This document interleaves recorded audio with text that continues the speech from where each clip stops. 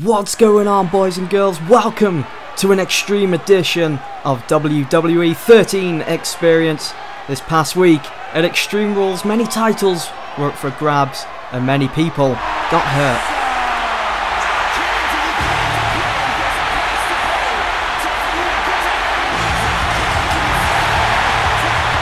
The following contest is a ladder match and is for the Intercontinental Championship.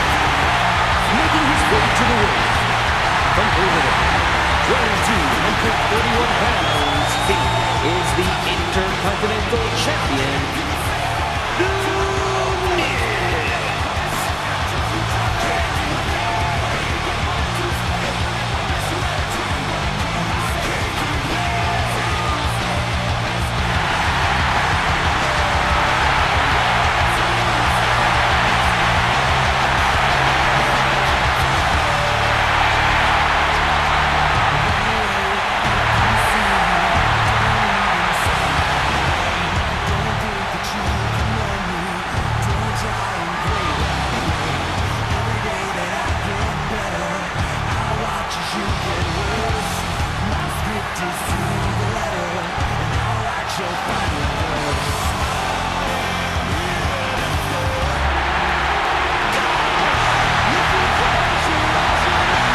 Introducing the challenger, from Toronto, Ontario, Canada, weighing 227 pounds, Christian.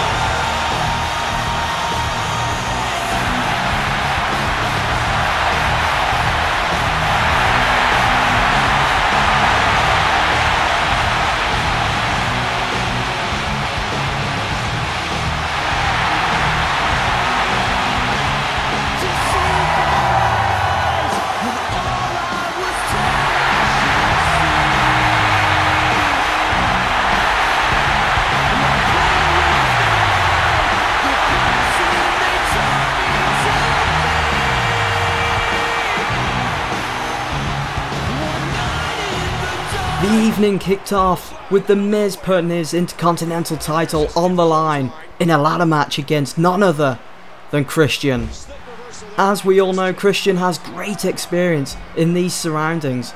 Before the match, Miz claimed that he is the best Intercontinental Champion ever to grace the WWE, better than the likes of Macho Man Randy Savage, the Ultimate Warrior Bret the Hitman Hart, the Heartbreak Kid Shawn Michaels, and even Christian himself.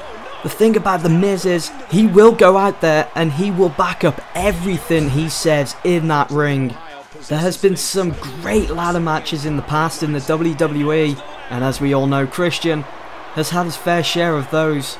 We also know the great danger a ladder match can have on a superstar's career. As you can see, The Miz, he leaned that ladder up against the turnbuckle, whipped Christian against it, and then hit him with an inverted suplex, snapping the ladder in half. The Miz showed everyone at Extreme Rules that he is a great contender for being one of the greatest Intercontinental Champions that we have seen. He climbed those rungs of the ladder and brought the title back down, retaining the Intercontinental title against Christian.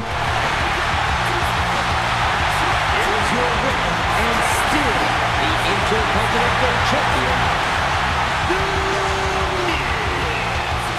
How much pain and suffering did he sustain in this grueling match? To be the champ, you'll sacrifice it all, and that's exactly what we saw tonight.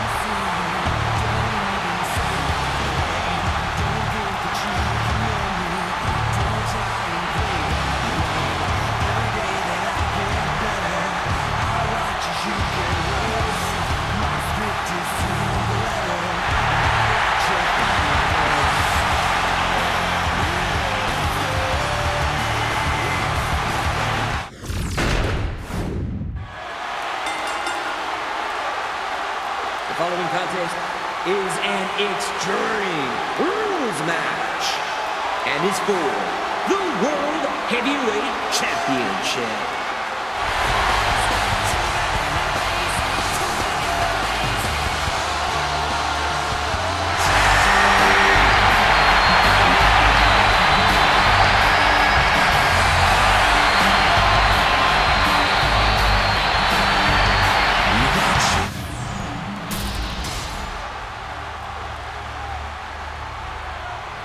So, the Celtic Warrior Sheamus put his World Heavyweight Championship title on the line against a Viper Randy Orton in an Extreme Rules match. Anything goes in an Extreme Rules match, meaning anything can happen. Over the past couple of weeks, Randy Orton has had the psychological advantage over his prey, Sheamus. Randy Orton brought fans into the equation, he brought kendo sticks, but his luck had to run out sooner or later if Sheamus wanted to retain his World Heavyweight title. The Celtic Warrior was on a comeback and he was looking better than ever. He took Orton to the outside, where it gets dangerous. He stacked two tables, placed Randy Orton on the top. We all know the outcome of this wasn't going to be pretty. Sheamus climbed to the top turnbuckle and damn near broke Randy Orton in half.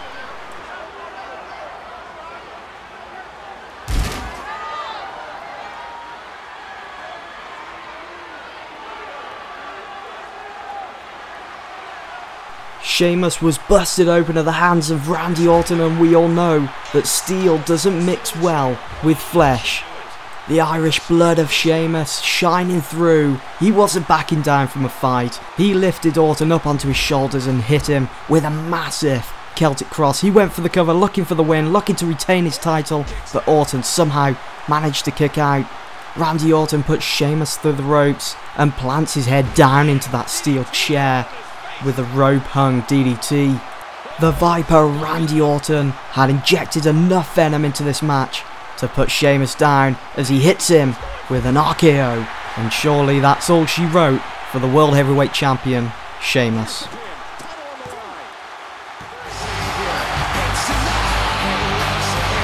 Here is your winner and the new World Heavyweight Champion.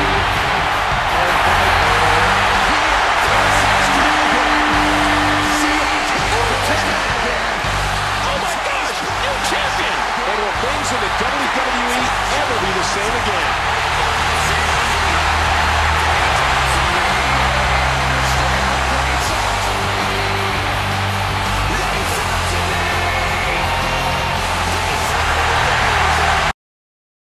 What a role Dolph Ziggler has been on for the past couple of weeks. It all started when he beat the first undisputed champion, Y2J Chris Jericho. Then he went on to beat the 10-time WWE champion John Cena. Beating both John Cena and Chris Jericho has given Dolph such a huge boost in confidence, not only on the mic, but in the ring as well. And if it wasn't for AJ Lee, his girlfriend, Dolph may not be in the position that he finds himself in right now.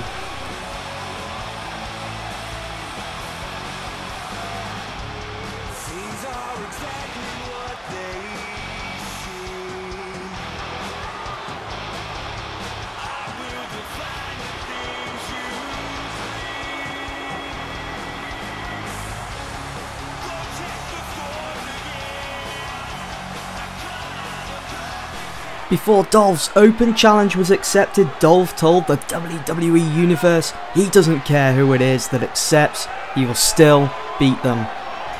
And who should accept Dolph Ziggler's challenge? Only Cactus Jack, the hardcore legend, back in the WWE.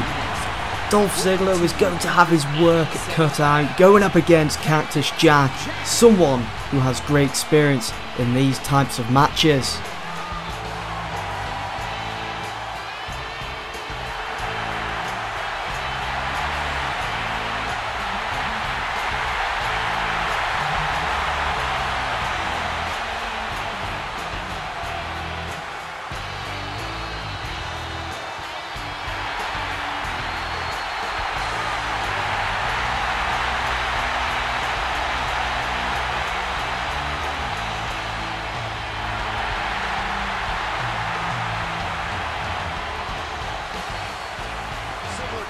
As soon as that bell rang, Dolph Ziggler was straight onto the offense, taking Cactus Jack into that corner, trapping him and beating him down. It has been many years since Cactus Jack has fought within that squared circle, and maybe just a little ring rust was showing. Maybe Cactus Jack underestimated the capabilities of Dolph Ziggler as well. Dolph Ziggler really took the fight to Cactus Jack, planting those steel steps onto his head. Ziggler was growing tired of going head to head with Cactus Jack and finished him off with a zigzag, went for the cover and got the 1, 2 and 3. Ziggler picks up the win, and he is still on that amazing roll that he has been on for many weeks now. Who's going to stop him? After the match though, Ziggler, he wasn't done with Cactus Jack. Before he left the ring, he had second thoughts and went back on the attack, adding insult to injury.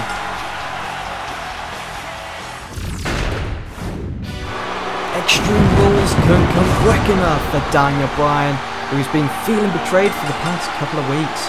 Team Hell No was a force to be reckoned with. They held the tag team titles for many months, and then only a few weeks ago, if you remember, Hell No was scheduled to take on John Cena and Ryback in tag team competition. Kane had had enough and left Bryan to take on Ryback and Cena. Ever since that night on Raw, Bryan has been constantly attacked by Kane without an explanation. And just last week, interim general manager John Laurinaitis made the match that Daniel Bryan wanted, a last man standing match at Extreme Rules. The only way to win a last man standing match is to incapacitate your opponent for the count of 10. Daniel Bryan was thinking smart. He took Kane down to the mat and was working on his legs, taking away his legs. Kane tapping there, but of course it's a last man standing match and anything goes. Kane managing to get back to his feet. The match isn't over yet. He throws Bryan into the guardrail, bounces his skull off the announcer's table, but Bryan brings the match back into the ring. He locks in that label lock, cinching it tight. Kane looking to crawl for the ropes, but again, there is no disqualification in this match. There is no submissions. You have to incapacitate your opponent for the count of 10 seconds. Kane, with all of his strength though, manages to break out of it. He goes to the outside and starts taking apart the announcer's table with cruel intentions in his mind. He takes Bryan to the corner, spears him through that guardrail. Seen this so many times in WWE. It never gets old, and it's always going to hurt. It was just an all-out brawl, this one, between Kane and Daniel Bryan. There was no backing down between both of them. Kane had something bad planned for Daniel Bryan in the entrance way. He comes back, goes under the ring, pulls out a table, and Extreme Rules wouldn't be anything without a table. Bryan couldn't believe what he was seeing here. Kane setting up the table. Kane then wrapping his big hand around Bryan's throat and slamming him through the table, breaking the table into pieces. After that, you had to wonder how much Daniel Bryan had left in him to carry on in this match. Bryan and Kane had done so much harm to each other in this match. Kane standing over his opponent, taunting him, letting the ref get on with the count, but Kane interrupts that count at the count of 5. He wanted to inflict more hurt on Daniel Bryan, and what better way to do that is to suffocate your opponent. And what a brilliant tactic from Kane. He's not going to be able to get up Daniel Bryan if he's suffocated, if he's choked out. Kane though, with the taunt, wake up, he turns Daniel Bryan around and he lifts him up onto his shoulders. And what a place to hit the tombstone piledriver on the concrete of the arena floor. I mean, there's no support, there's no mat in there for Bryan's head. And I'm afraid that's going to be all she wrote for Daniel Bryan. So exhausted. Man, he's got to dig down deep here if he hopes to make it back to his feet in time. 4,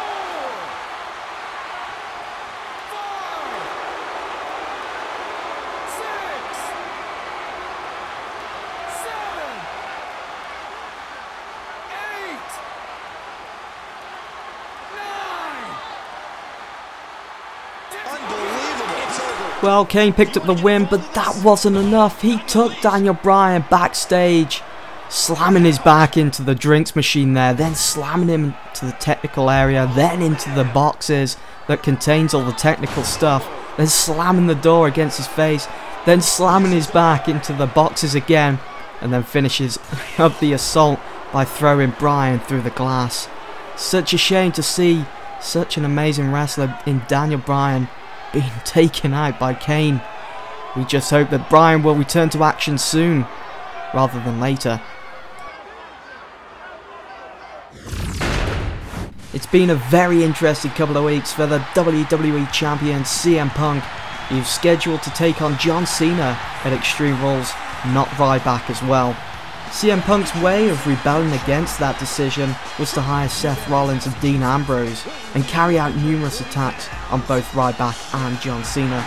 Well, the chairman of the board, Vincent Kennedy McMahon, had seen enough, and on the Raw before Extreme Rules, he made the triple threat match a steel cage match, so both Ambrose and Rollins couldn't get involved. Once the bell had rung, it was every man for himself within that steel cage. Punk and Ryback teaming up just for a split second, taking out Cena. Punk looked to exit the cage as quick as possible. He didn't want to be stuck in this cage with Cena and Ryback, two powerhouses, but he gets brought back down to the mat. From this point, the WWE Champion CM Punk looked to control the match. Irish whipping both Cena and Ryback into the corner, then hitting them with a spear in the midsection. Cena with a throwback there to Ryback, and then CM Punk with a float over DDT to Cena, ending that onslaught of move after move. CM Punk hitting a deadly DDT from the top turnbuckle to Cena. Cena was on the comeback though. Punk watching on, trying to build some momentum for himself with a few taunts. Cena goes to climb the cage, but you're going to have to get up pretty early in the morning if you think you're going to beat CM Punk that easily. CM Punk with a German suplex to John Cena, looking deadly, and then Ryback to Punk with a spinning side slam. CM Punk though, he looked to climb the cage, and he was so close he could almost feel the leather of the WWE title, but Ryback was right behind him and pulls him back down. CM Punk would not give up on trying to escape the cage. He wants to retain, he wants to go home early, but Cena was having none of it and pulls Punk back down to the mat. Then Cena, he wants to win his next WWE title, and then Ryback gets up and he pulls down Cena from the cage. Again, later on in the match, CM Punk goes to climb the cage, he reverses it, and he gets to the top of the cage. So close now, all he's got to do is climb down, but Ryback was right behind the WWE Champion. He gets to the top of the cage, he joins Punk up there, grabs Punk by the waist and pulls him down to the canvas with an oh my god moment. CM Punk was on a comeback. How he managed to get up, I do not know. After that career-shortening drop from the top of the cage, CM Punk hits Ryback with a high knee to the face, followed quickly behind by a bulldog. With Ryback out of the equation for the time being, John Cena looks to climb the cage. CM Punk brings him back down and picks him up onto his shoulders. Surely this has got to be it. Go to sleep, John Cena. CM Punk hits John Cena with the go to sleep. Both men down. CM Punk looks to climb the cage. He's at the top. Ryback and Cena not even bothering to climb. It's almost as if they've given up, and CM Punk takes time to pull a little face at both Ryback and Cena as he drops to the mat outside the ring. Ladies and gentlemen, still your WWE Champion, CM Punk. He retains his title. That's the end of this week's episode of WWE 13 Experience. Hope you've enjoyed, guys, and I'll see you soon. Peace out.